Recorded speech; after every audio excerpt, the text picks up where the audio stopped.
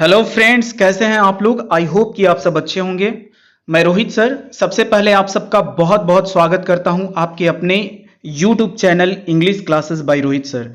My dear friends, आज मैं आप सबके लिए काफ़ी इंपॉर्टेंट और कम्पिटेटिव क्वेश्चंस कुछ डील करने जा रहा हूं। ये क्वेश्चन जो है एक कटिंग है जिसे मेरे किसी विद्यार्थी ने जो है मेरे व्हाट्सएप पर भेजा था और पूछा है इसमें कि सर बताइए कि इसमें नाउन का सही फॉर्म कौन सा यूज होगा। तो मैं ये क्वेश्चन डील करने जा रहा हूं। ये देखिए बाबू, ये जो है 10+2 यानी जो 12th के विद्यार्थी हैं उनके लिए भी काफ़ी इंपॉर्टेंट है। उनके बोर्ड के एग्जाम में भी ऐसे प्रश्न पूछे जाते हैं, और जो एयरफोर्स या कोई भी कॉम्पिटिटिव एग्जाम का प्रिपरेशन कर रहे हैं उनके लिए भी ये काफ़ी इंपॉर्टेंट है। तो माय डियर फ्रेंड्स, आप खूब ध्यान से इसको देखिए, समझिए और सीखिए। आशा करता हूं आपको जरूर समझ में आएगा। तो चलिए हम लोग जो है वीडियो को शुरू करते हैं। सबसे पहले इसमें कह रहा है क्या चीज़, इसको देखना है। इंस्ट्रक्शन यहाँ दिया हुआ है, कह रहा है कि fill in the blanks with the suitable forms of the nouns given in brackets.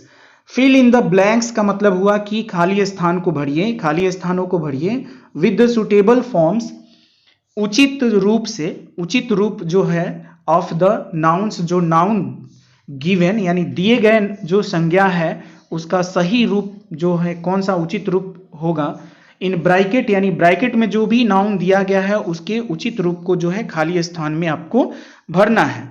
My dear friends, चलिए जो है हम लोग क्वेश्चन को डील करते हैं, शुरू करते हैं।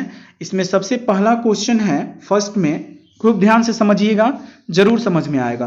कह रहा है क्या चीज कि the earthquake is a natural dash dash, और इसमें आपको भरना है क्या चीज, फेनोमेनन और फेनोमेना। फेनोमेनन और मेना, तो फेनोमेनन का मतलब घटना होता है और इसका ठीक प्लुरल होता है फेनोमेना। फेनोमेनन का प्लुरल होता है फेनोमेना, का मतलब हो जाएगा घटनाएं या घटनाओं। तो अर्थक्वेक की भूकंप जो है एक प्राकृतिक घटना है, तो इसके लिए हम फेनोमेनन का यूज करेंगे, फेनोमेना गलत हो जाएगा। यानी सब्जेक्ट सिंगुलर है, वर्ब सिंगुलर है, तो इसमें नाउन भी सिंगुलर का यूज करेंगे। नेक्स्ट अगले प्रश्न को देखते हैं my dear friends.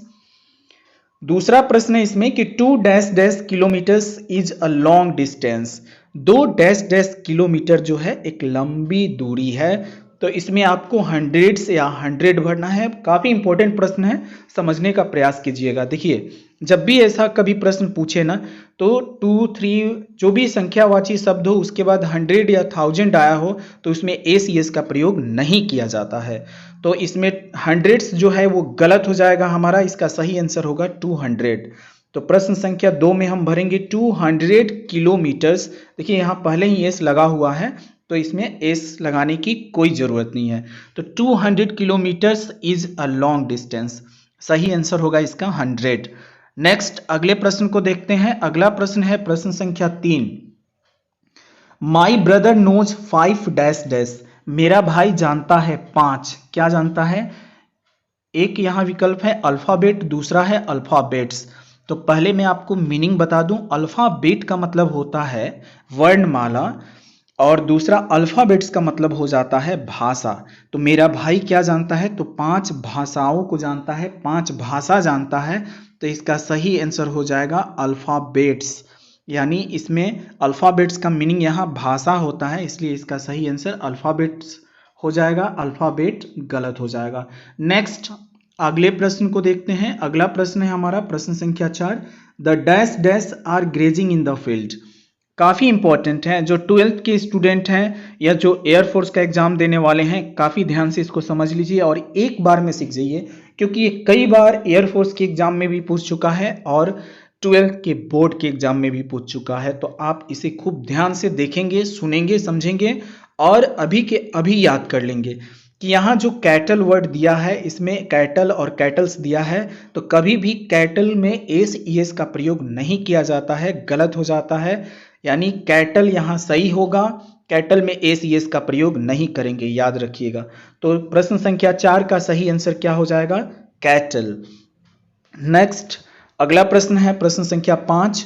10 are grazing there.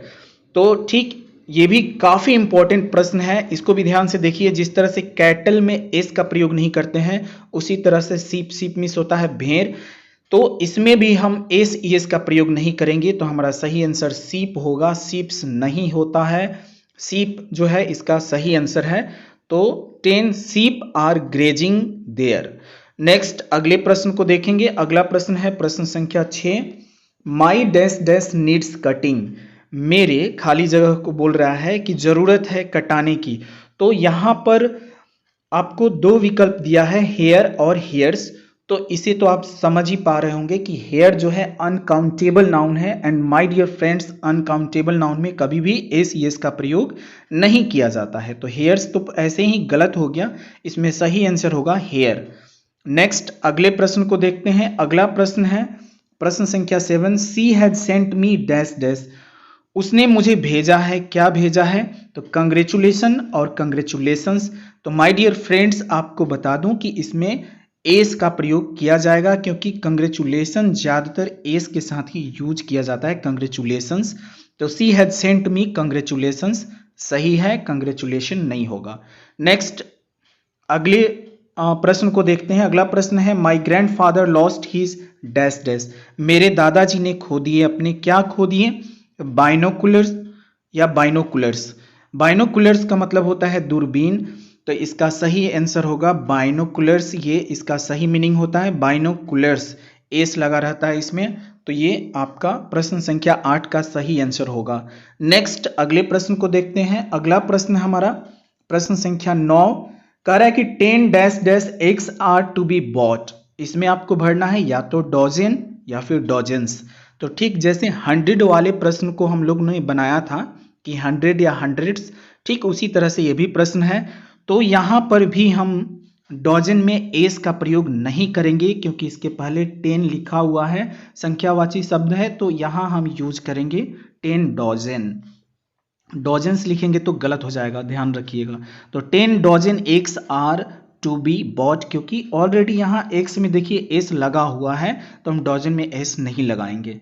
Next and last प्रश्न है इसमें प्रश्न संख्या 10 कह रहा है कि the hunters shot 5 dash dash deer या डियर्स। तो माय डियर फ्रेंड्स आपको मैं बता दूं, यहाँ डियर का मतलब हिरन है, और डियर में कभी भी एस ई एस नहीं लगाया जाता है। जी हाँ, जिस तरह से सीप और कैटल में एस ई एस का प्रयोग नहीं करते हैं, ठीक उसी प्रकार से डियर में भी एस ई एस का प्रयोग नहीं होगा। तो डियर्स तो ऐसे ही गलत हो गया हमारा, इसका सही आंसर होगा डियर। तो माय डियर फ्रेंड्स प्रश्न संख्या 10 का सही आंसर है डियर।